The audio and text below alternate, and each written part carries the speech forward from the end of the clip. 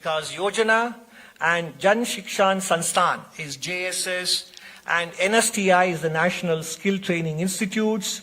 NAPS stands for National Apprenticeship Promotion Scheme, and NCVET stands for National Council for Vocational Education Training. With this glossary out of the way, now we can look at the statistical landmarks and achievements that we have presented to you here in this slide.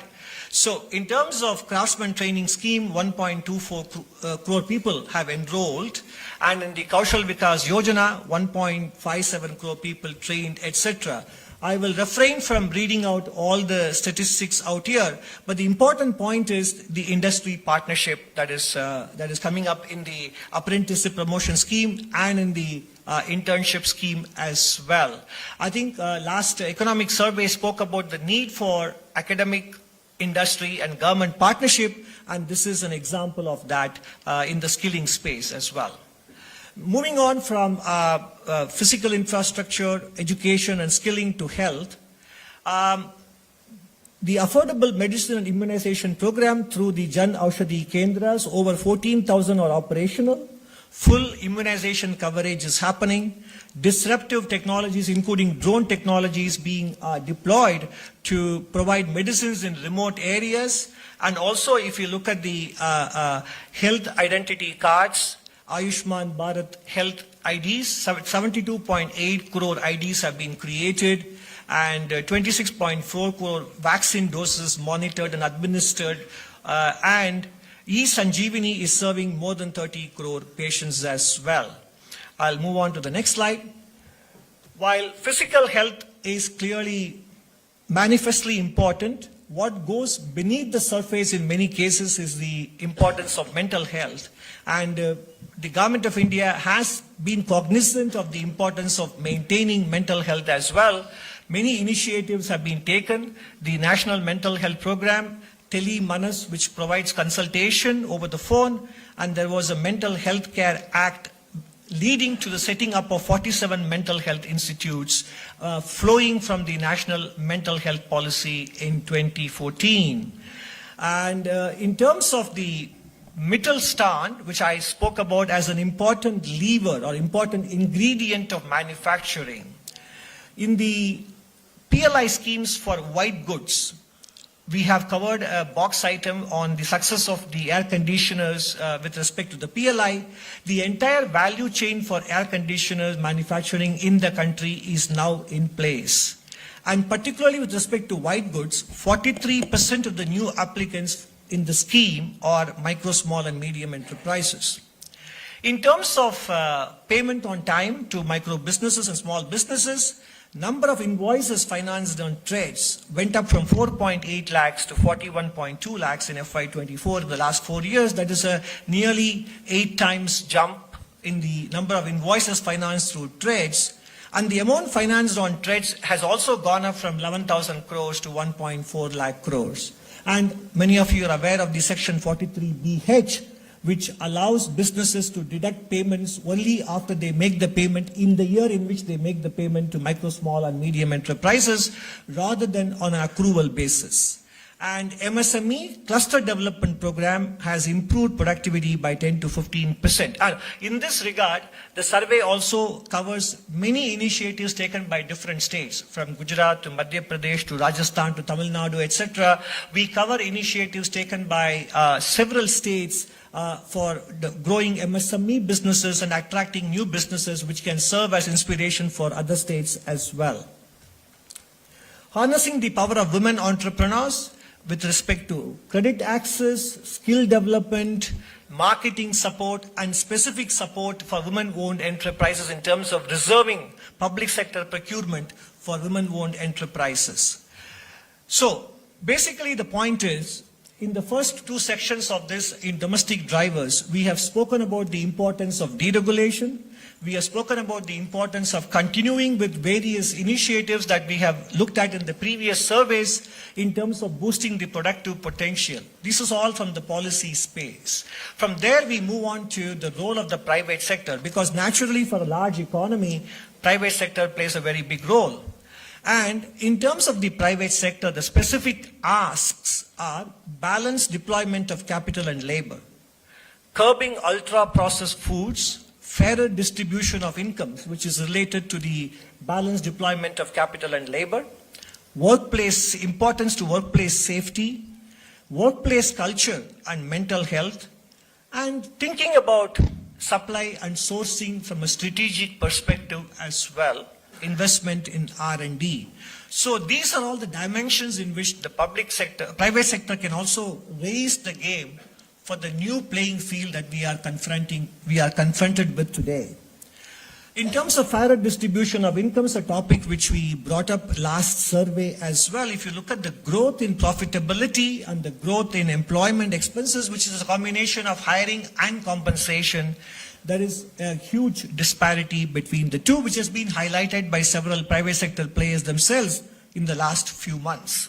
And this happened even as Indian corporate sector profitability hit a 15-year high in March 2024.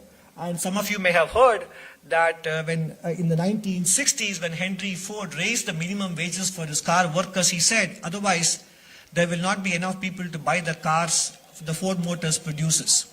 So in some sense, raising wage and salary growth for workers is also a source for aggregate demand for businesses in the medium run as well. So it is both, it is enlightened self-interest rather than being seen only from a moral prism as well.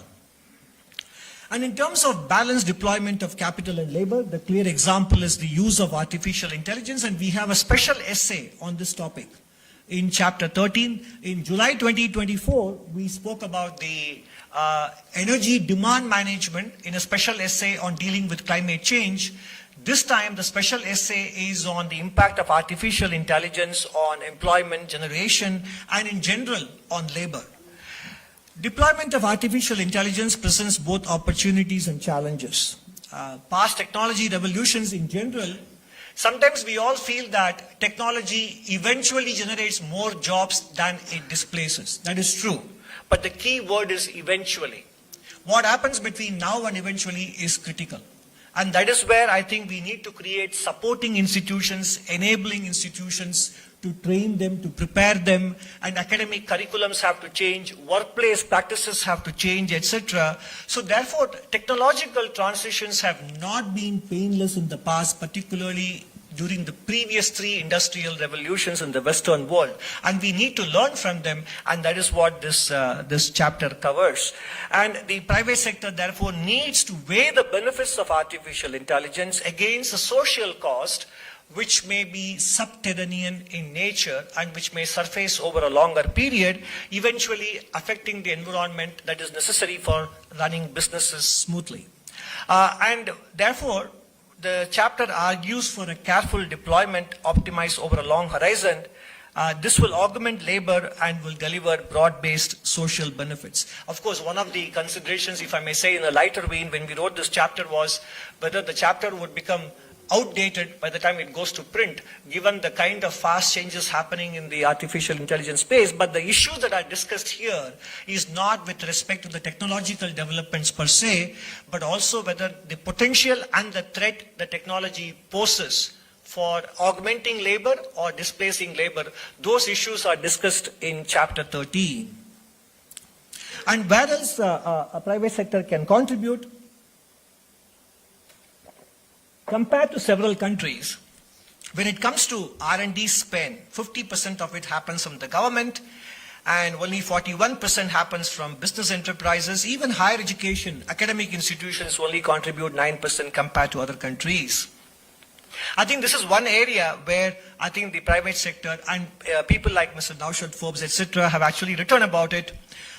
The funding of R&D in India is predominantly from government entities, and it is not for lack of incentives. Specifically, box item 7 in chapter 7 covers the various incentives that the government of India offers in comparison to peer countries, and they are definitely comparable.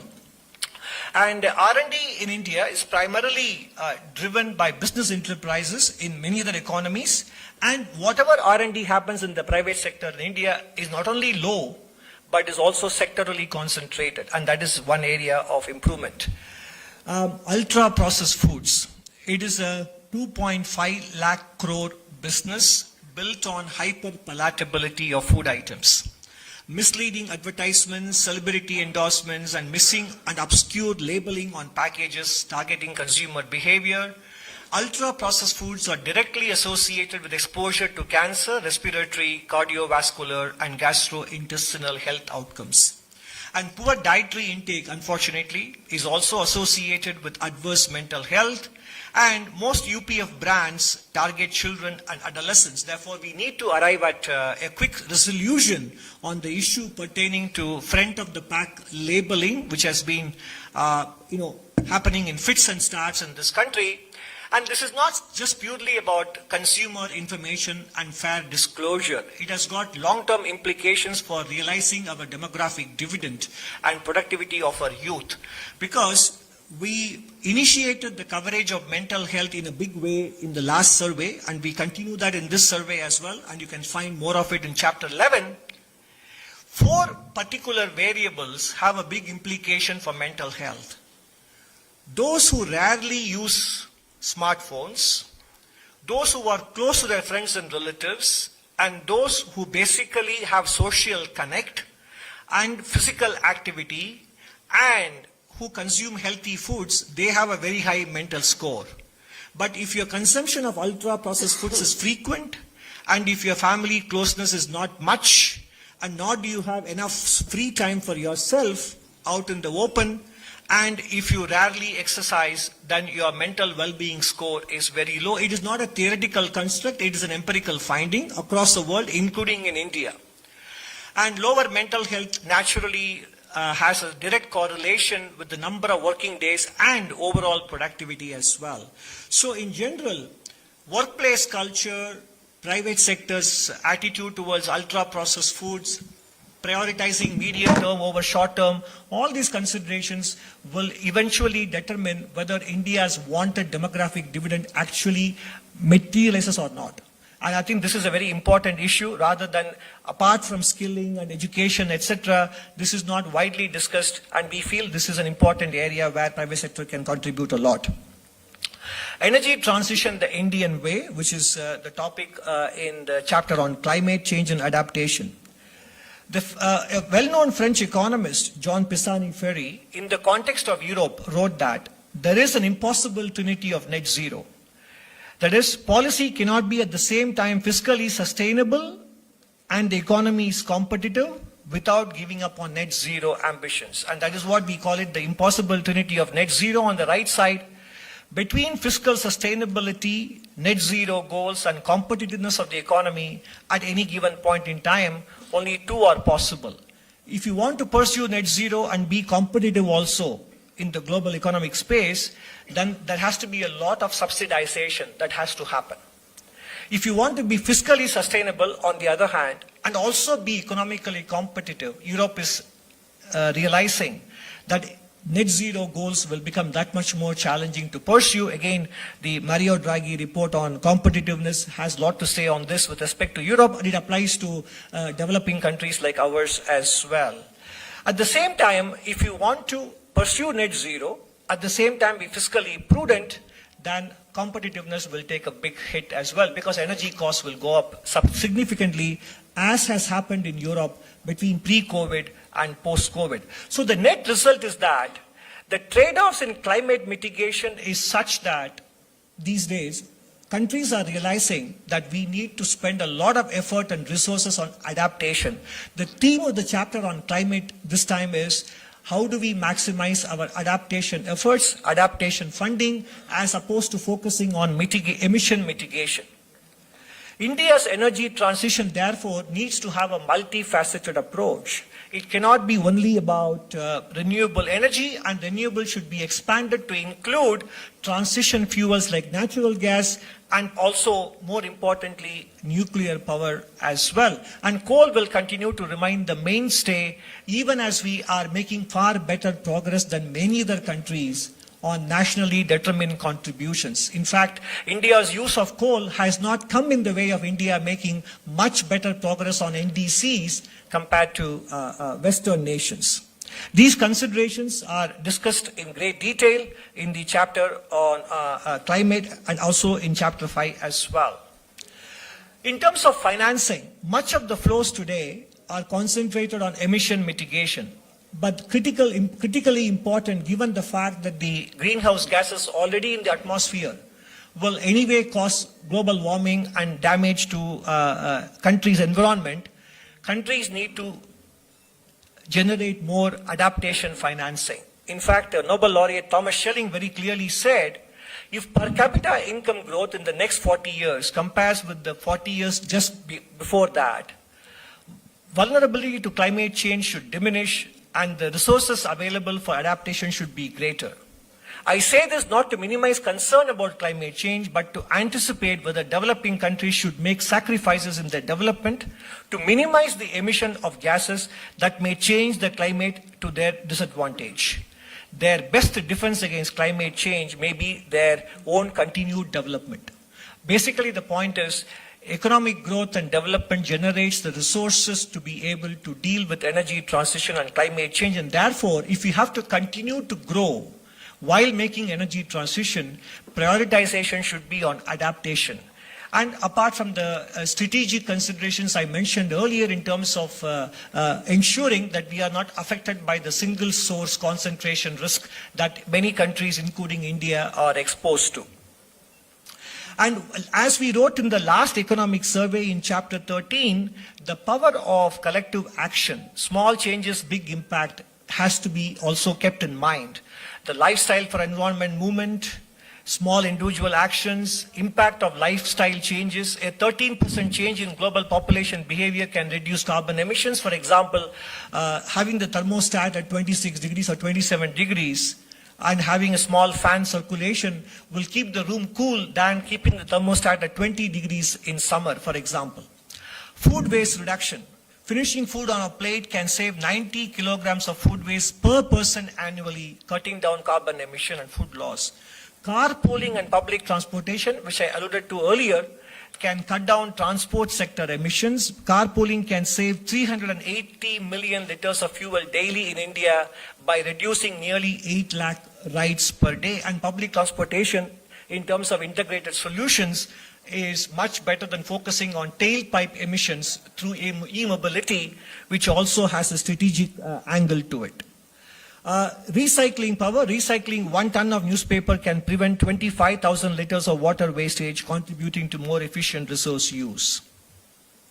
Finally, we come to the state of the economy, which is the current. The economy grew 6% in the first half, and second half it is poised to do better. Growth remains close to decadal averages, especially if you look at agricultural sector, gross value added, industry. They all have grown better than the average over the entire period between FY15 and FY24 in FY25.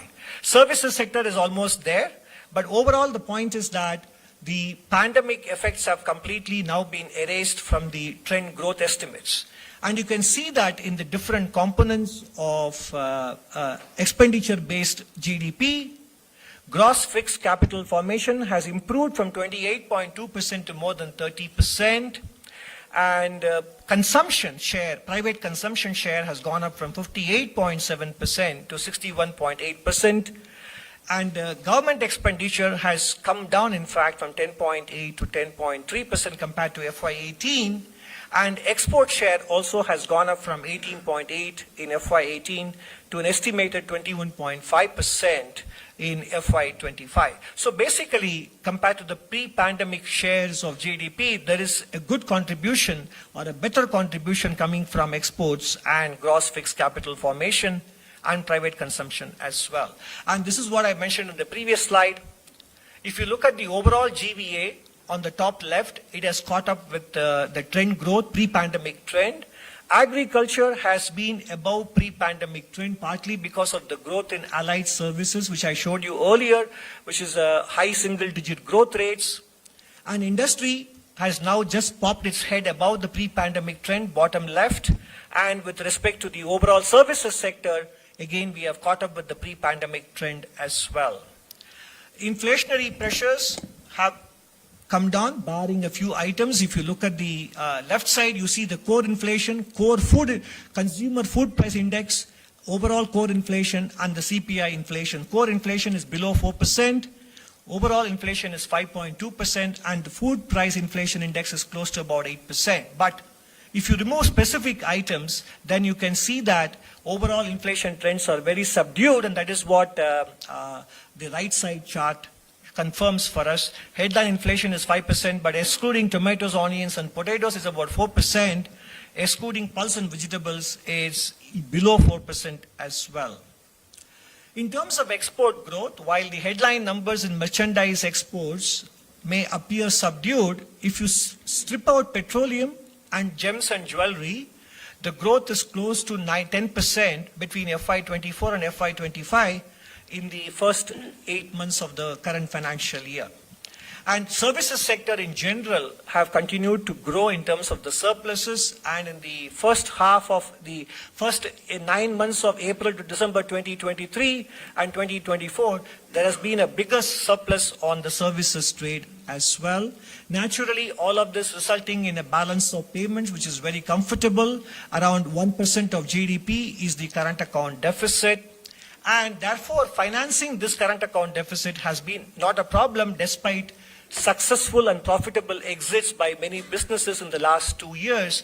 Even as the gross inflows are improving, the repatriations on account of profitable exits or transfer of ownership from direct to portfolio investors hasn't posed a problem for the current account because of the subdued oil prices, strong private transfers, and good export performance in the services sector, contributing to a current account deficit which is just around 1% of GDP. The growth outlook for FY26, we projected 6.5% to 7% for FY25, and this time we are projecting a growth outlook between 6.3 and 6.8% for FY26, which is in line with the projections made by many international organizations as well. The risk factor, of course, again, not only because of the changes in the global playing field, global stock markets also have become lately volatile, as we witnessed earlier this week. And we have an interesting box item in Chapter 2 looking at the correlation between S&P 500 and the Nifty indices. Whenever in the last 24 years, since the millennium began, whenever the S&P 500 corrected, what was the impact on Indian stocks and vice versa. So that is a factor that we need to keep in mind, because the massive growth in retail participation in the Indian stock market is definitely a good thing. But also, when the market corrects, it could have implications for spending intentions, and sentiment effect, etc. could be significant. And that is one risk we have kept in mind when we came up with the outlook between 6.3 and 6.8% for the real GDP growth. And as we always say, we will be very happy to be proven to be wrong and conservative if the final outcome turns out to be better than 6.8 as well. So, to sum up, how do we raise our game for a new playing field when globalization is no longer going to provide the tailwind in terms of export growth and foreign investment growth? We need to deregulate to make it easier for small and medium enterprises to grow. Deregulation is about removing the fear of growth in micro, medium, and small enterprises. And this is about the plumbing and the nuts and bolts of deregulation, which are primarily there in the state and local government space. We have to continue to augment internal capacities for growth. Particularly, agriculture sector has a potential to contribute up to 1% to GDP growth. Private sector can do its part in terms of lifting the spending on R&D, in terms of striking a better balance between capital and labor share in their businesses, in terms of marketing of ultra-processed foods, and taking mental health seriously as well. With respect to energy transition, considerations of financing, considerations of supply chain concentration risk, etc. means that we need to focus on public transportation and adaptation as an important strategy rather than emission mitigation, in relatively speaking. Business as usual across all sectors, academia, private sector, governments, etc., business as usual carries the risk of growth stagnation. Thank you very much.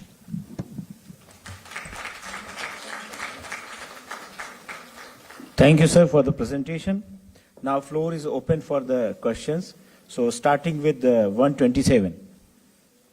Please introduce yourself and your organization's name, and then mic at 127.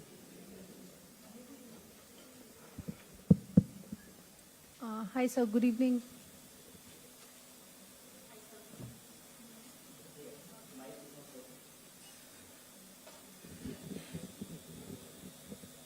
Hi, sir. Good evening.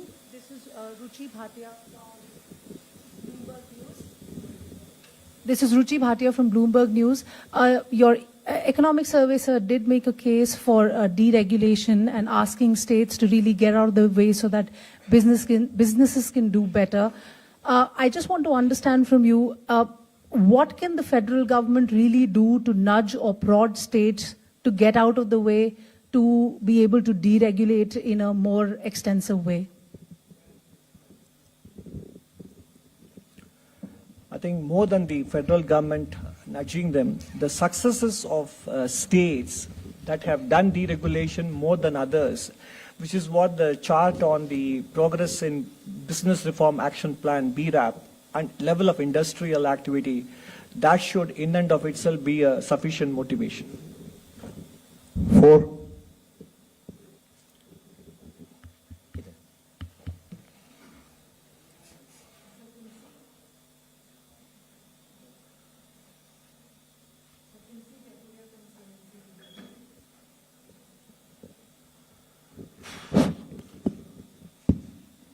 So Timsi Jaipuria, this side from CNBC TV 18.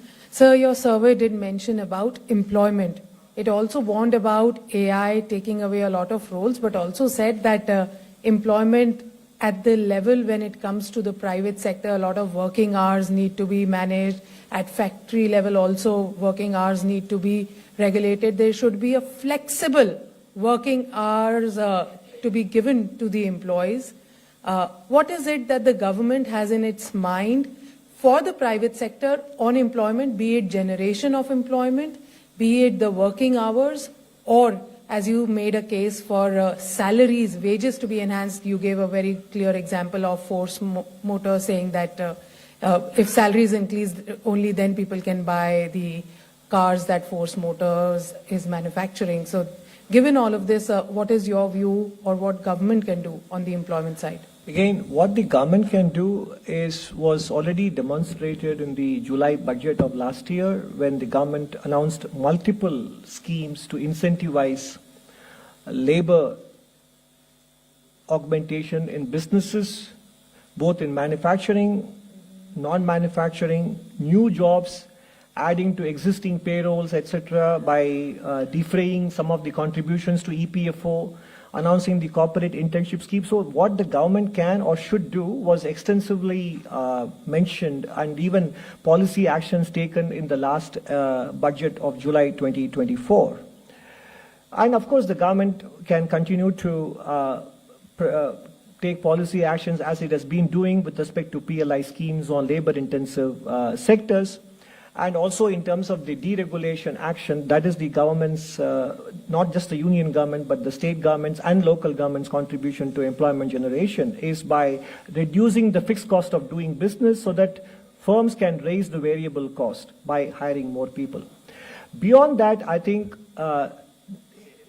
not everything needs a policy tweak or a policy intervention. Some of it is in the natural self-interest of businesses to be able to find this balance. And that is why I gave the example of Mr. Henry Ford. I'll just ask my colleague, Anuradha, do you have anything to add? No? Okay. 2.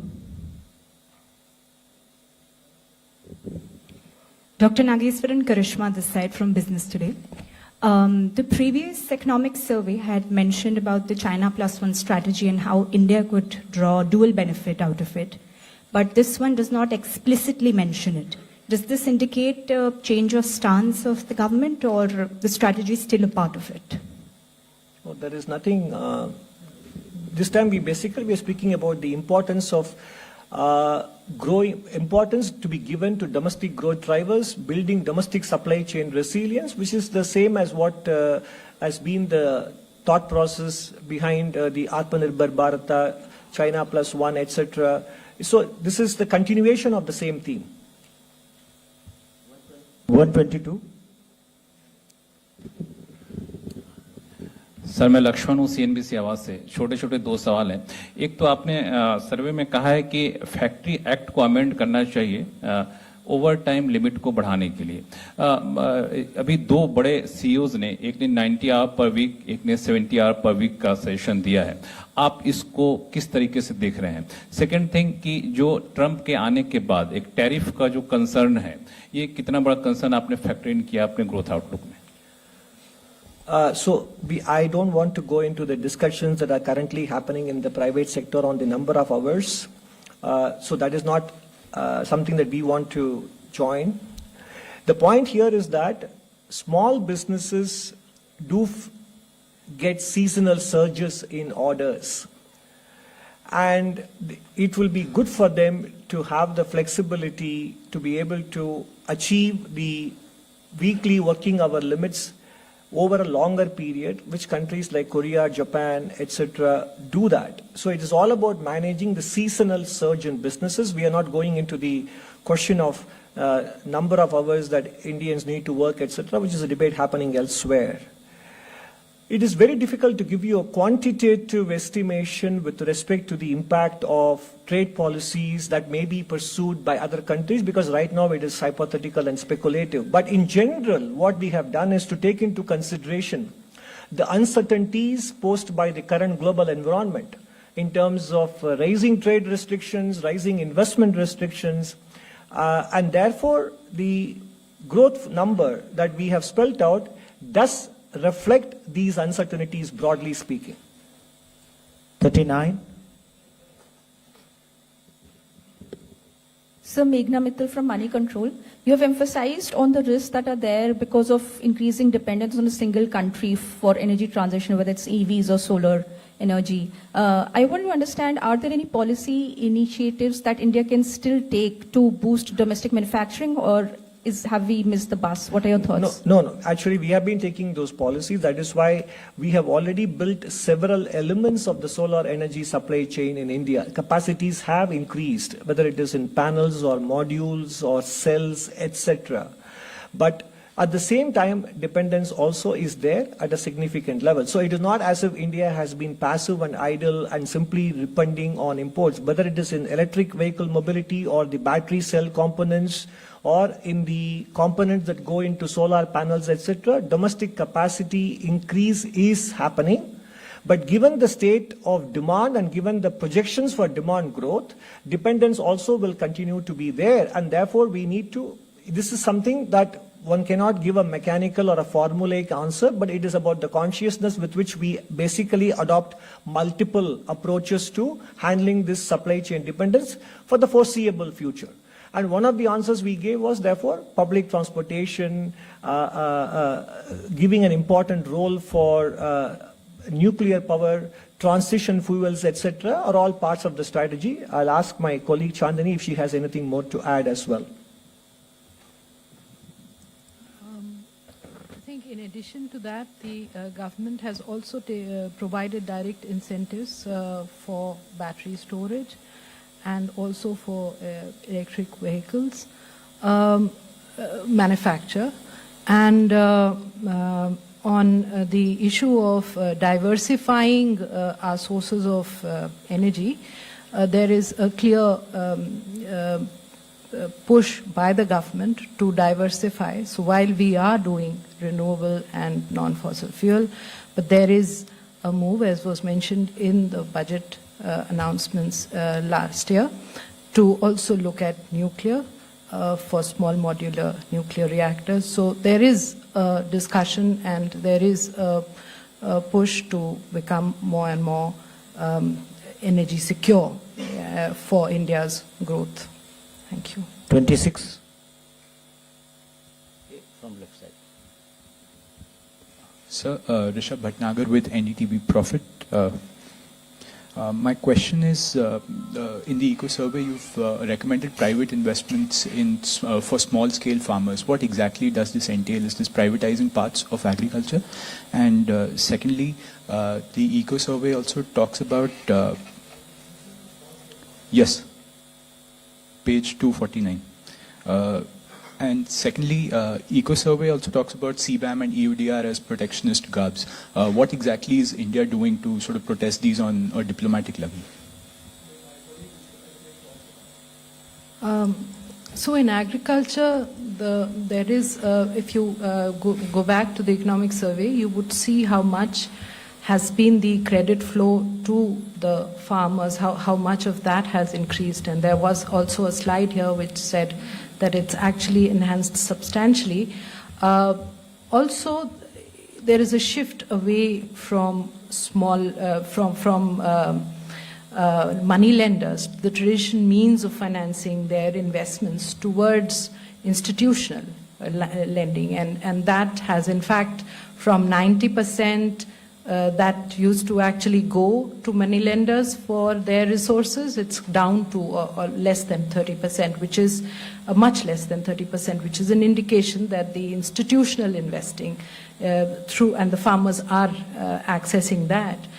In addition, for working capital requirement, the Kisan Credit Scheme card, the Kisan Credit cards have worked very well to enhance that the availability of financial resources for them to manage their working capital requirements.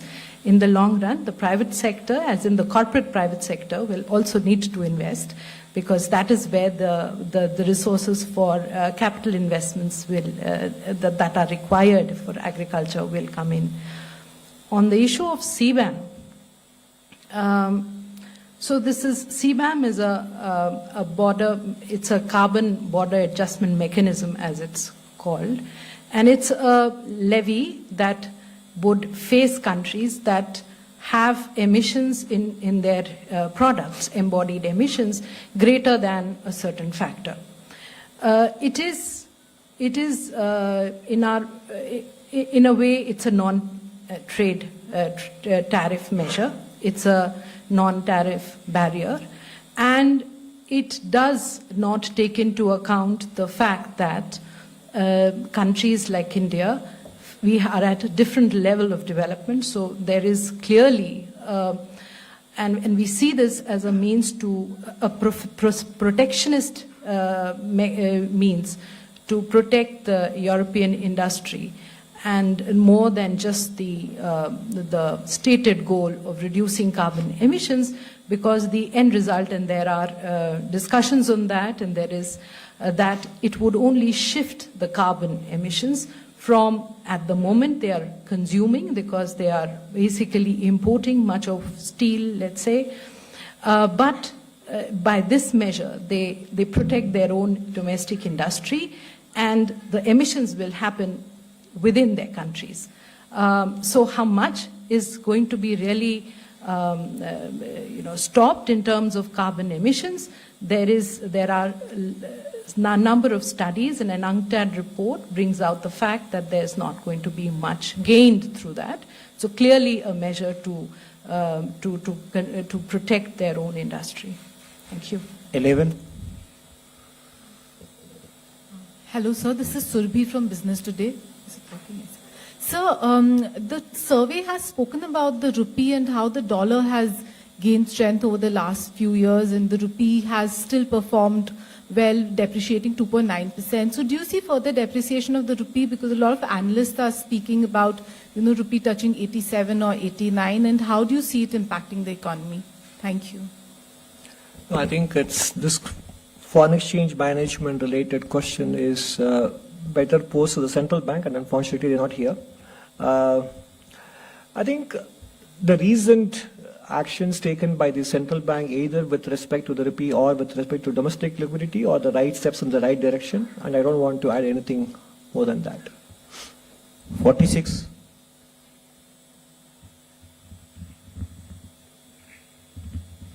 Prakash Pedashu from ET now.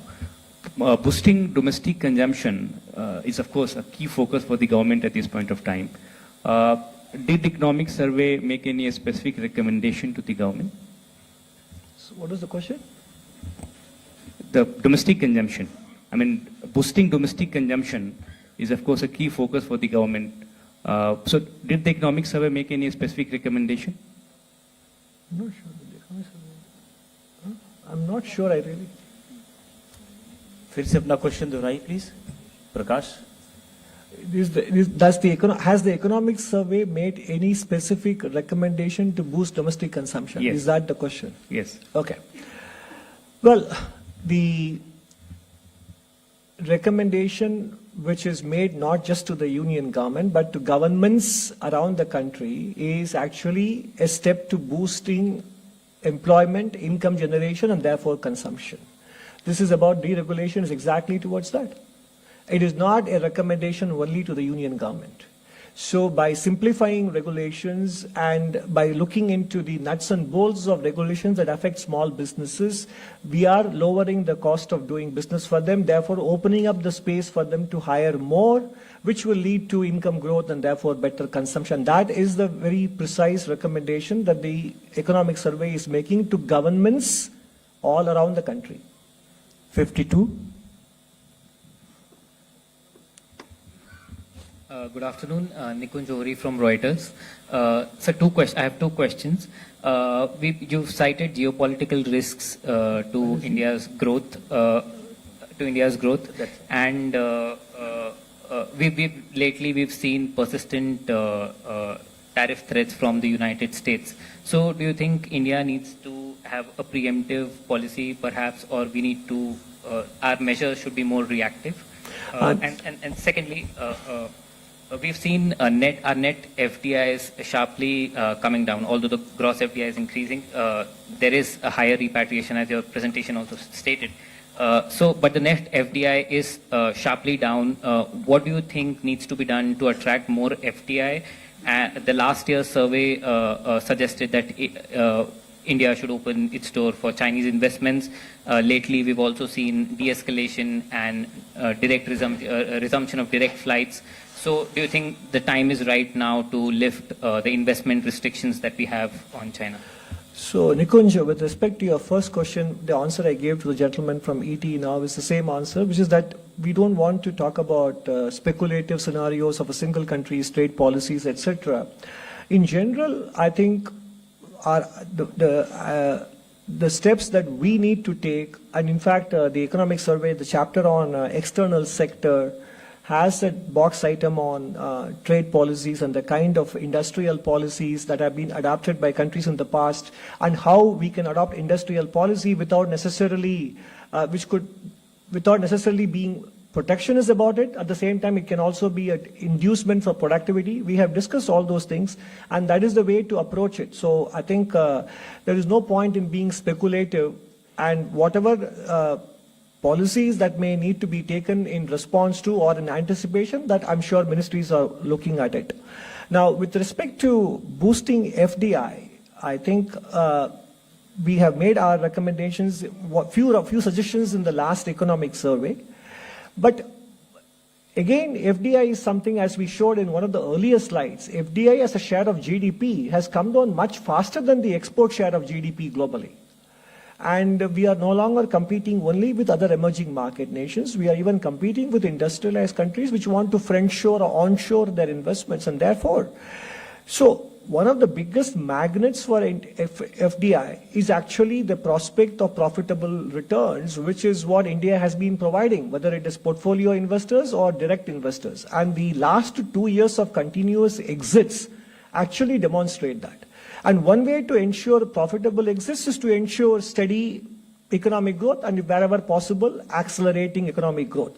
Beyond that, whatever procedural requirements or opening up of sectors, we have done most of those things in several areas, more recently being in the last several years, being defense, space, drones, etc. So, whether it is with respect to tariff policies or visa policies, etc., the government has been responding to the emerging situation. And therefore, the FDI numbers should be looked at from the perspective of what is happening elsewhere in the world as well, in terms of overall FDI flows in general, which is what UNCTAD reports also point out, that there has been a decline because of various policy developments happening in every part of the world. 35.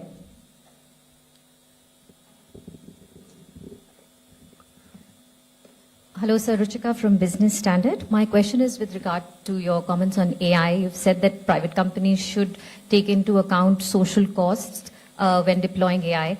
And the survey also says that if companies do not optimize the introduction of AI over a long horizon and handle it with sensitivity, there's the demand for policy intervention and the demand on fiscal resources to compensate will be irresistible. So is there a case of taxing companies if they replace labor with AI? No, I'm not getting into specifics because we have not reached that point. It is a potential scenario that can develop if over time, and this is, by the way, a point made by the IMF in its discussion paper that came out roughly about a year ago, which is that if the social impacts of technological deployment results in such massive labor displacement, then in several countries, there will be a call for action on the part of the government authorities. But that is a hypothetical scenario which may develop if all considerations are not kept in mind, whether it is in terms of labor redeployment, labor reskilling, upskilling, etc. So this is, at the moment, there is no specific action that is contemplated, and that is not what is hinted at all in this special essay. 9. Sir Tarun Sharma from Zee business. Sir मेरे दो सवाल हैं। पहला कि क्या अभी भी आपको लगता है जिस तरीके से फूड इन्फ्लेशन है वो एक मेजर कंसर्न है? आपने अपनी रिपोर्ट में कहा है कि जो फूड सब्सिडी है वो 0.5% से पिछले साल से बढ़ी है। दूसरा सर क्रूड को लेकर आपका क्या आउटलुक है? क्या जो आपने 6.3 6.8 का जो ग्रोथ रेट लिया है उसमें क्रूड का आउटलुक क्या रहेगा?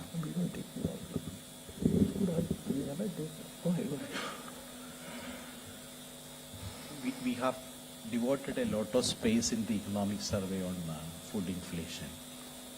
The point that we have made and we have been making over quite some time was that it's a concentrated impact of a couple of, or now let's say 3-4 items which lead to a very high food inflation.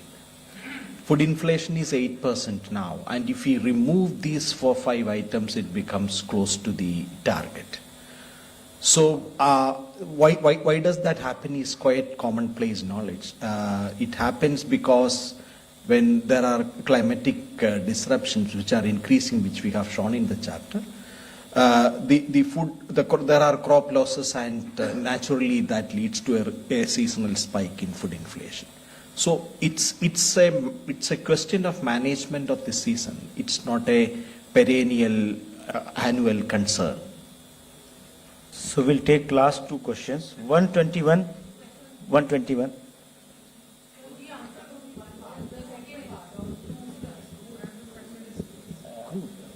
Okay.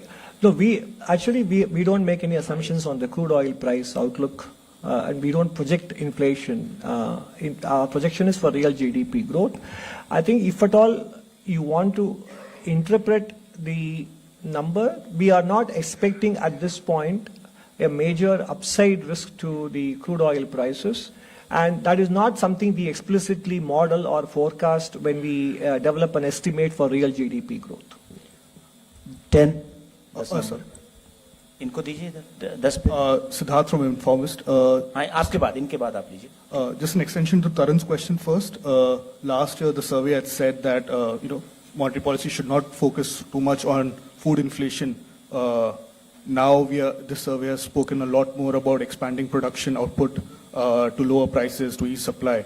Does that reflect a change in thinking of you or the finance ministry in terms of how monetary policy should look at food inflation? And second, the survey has called for a tripartite compact between the government, private sector, and academics in distributing the gains from AI.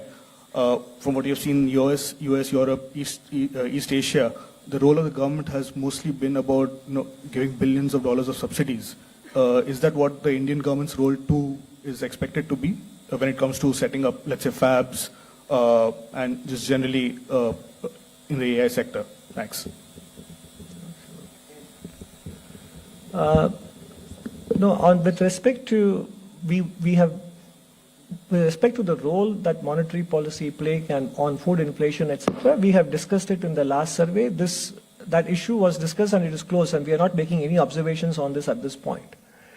Now, the comment about setting up fabs and etc., how does this relate to this question that you're talking about? I don't clearly understand the connection, inferences or the linkages you are making here.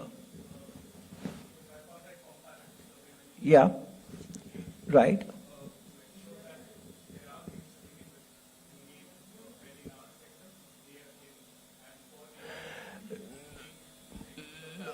Look, sure, I think all countries have to basically, it is, again, there is no mechanical or formulaic way in which you can say that this is exactly the proportion by which you should mix technology and labor. It's an iterative process. We need both. You need to stay competitive, you need to provide gainful employment, and prepare the labor force to be productive as well, to be able to work with technology, etc. And in some cases where technology is useful in boosting productivity, it can also expand the business opportunities or the capacity, which can therefore, for example, if you're handling 10 queries today and if you're able to handle 1,000 queries with the help of technology, then the geographical coverage of your business can also expand, in which case you can absorb the labor by deploying them in more geographical areas. So the answers will therefore have to be found in specific situations. 10. The government's role is in skilling, in making sure that there is the set of, which is exactly what we talked about in terms of the deregulation. The government's role is to reduce wherever possible. Again, I mean the government as in the government as a system, not just the union government. Is the union, state governments, local governments, in being able to reduce the cost of doing business otherwise, such that when the fixed costs go down, that is the government's role in making it easier for businesses to be able to hire labor, to retain them, to remove the fear of growth in micro, small and medium enterprises. Sir मैं राजीव हूँ दैनिक जागरण से. मेरे दो सवाल है sir. पहला सवाल है कि करंट फाइनेंशियल ईयर में भी हमारा जो ग्रोथ रेट है वो 6.4 रहने का अनुमान है, और 25-26 पे भी आपने 6.3 to 6.8% का अनुमान रखा है. तो क्या इससे हमारा जो विकसित भारत का लक्ष्य है 2047 में वो प्रभावित होगा, बिकॉज ये 7% से कम का ग्रोथ रेट है. नंबर 2, इकोनॉमिक सर्वे में कहा गया है कि चाइना पे जो हमारे सोलर एंड ईवी जैसे जो रिन्यूएबल एंड ईवी के लिए जो रॉ मटेरियल है, क्रिटिकल रॉ मटेरियल स्पेशली, उसके लिए हम चाइना पे सोलली डिपेंडेंट है और उससे बाहर निकलने की बात की गई है. तो क्या भारत को अमेरिका की तरह ईवी और सोलर रिन्यूएबल के प्रोग्राम को स्टॉप करना चाहिए या उसमें कटौती करनी चाहिए, बिकॉज हमारे पास रॉ मटेरियल है नहीं, और कहाँ अल्टरनेट है? So on the first question, if you look at a global real economic activity index, it's available publicly. You just have to search on the internet for global real economic activity index. It is maintained by the Federal Reserve Bank of Dallas. It has been declining since 2023 and it has now come to negative territory. It is their index of global real economic activity. So the growth rate, after having achieved 9.7, 7 and 8.2, the current relative slowdown in the economy is to be seen in that context. And India still remains the largest growing economy, fastest growing economy among large economies in the world. And you saw also in the slides that the global export share of GDP has been coming down, etc. So whenever we get the opportunistically, if we can generate higher export growth as we were able to do so in 21-22, we should be able to capitalize on that. And that is what is happening as well. If you look at the kind of articles that we have written in the last 1 year, we have written about how India has been able to diversify its product areas and also open new geographies for our export products. Those are all the ways to go. And whenever the global export growth picks up, in those years, export growth will contribute another 0.5 to 1% additional growth, which will take it to 7.5 or 8. And as we also mentioned in the presentation, agriculture sector itself can add 0.5 to 1% of additional GDP growth. So in general, these are all the ways in which we can lift this baseline number, and this baseline number reflects the current uncertainties and the fact that global real economic activity has slowed down in the last 1.5 years to 2 years. So that is the answer to your first question. Now, the dependence on a single country is, as I mentioned repeatedly in my presentation, figures in the discourse, in the policy discourse in Europe. It figures in the policy discourse in North America, etc. It is a global challenge, and that is why India became part of the, my colleague Chandani will supplement what I say. That is why we joined the Critical Minerals Partnership, and we ourselves are setting up, have set up policies on, as she explained in the previous question, on battery storage and some of the PLI schemes on the components for solar energy, etc. So we are taking policy steps already, and we are striking global alliances to make sure that our supply chain is diversified. But simultaneously, we have to keep an eye on what is the level of dependence and how critical it is, how constraining it is. So it is a multifaceted, multi-pronged action which we have already been taking. Chandani, you want to add something?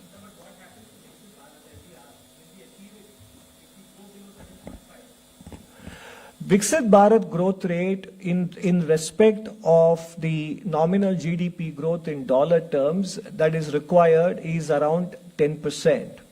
And I think it is not something that is achieved on an average, on a year after year after year. There will be years when we will achieve more than that, and there will be years when we will achieve lower than that, depending on the global scenarios. So it is not something that is a mechanical number that is applied exactly identically year after year. Global conditions will influence it in some years positively, in some years negatively, and we have to be prepared to take advantage of it in those conducive years, while maintaining a certain minimum level of growth in those years when conditions are not favorable. Okay, sir. Thank you. Thank you very much.